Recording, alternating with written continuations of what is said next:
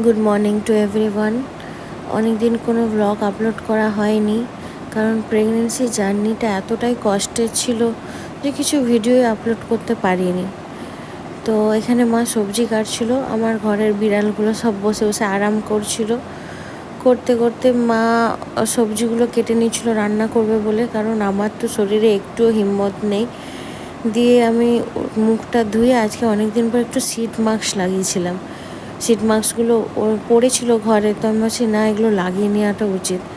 তো ঘরে বসে থাকি সারাক্ষণ, তো শীত মাস্কটা লাগিয়ে নেওয়ার পর সন্ধ্যাবেলায় আজকে একটু মোমো খেতে গেছিলাম। অনেক দিন ধরে ইচ্ছে করছিল মোমো খাবো। তো আমি আমার হাজব্যান্ড দুজন মিলে মোমো খেতে গেছিলাম।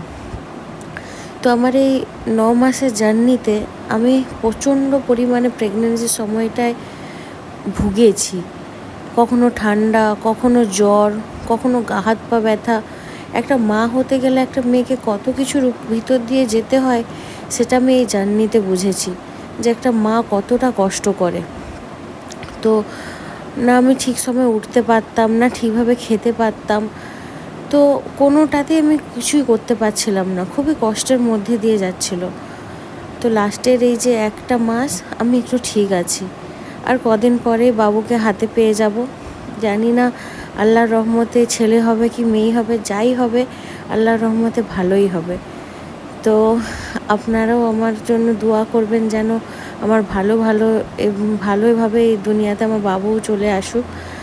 আর এবার থেকে প্রায় আমি রোজই কিছু না কিছু ভিডিও দেব, এবং আমার প্রেগনেন্সি জার্নিটা কেমন ছিল প্রথম থেকে শেষ অবধি সেটাও আপনাদের সাথে আমি শেয়ার করব।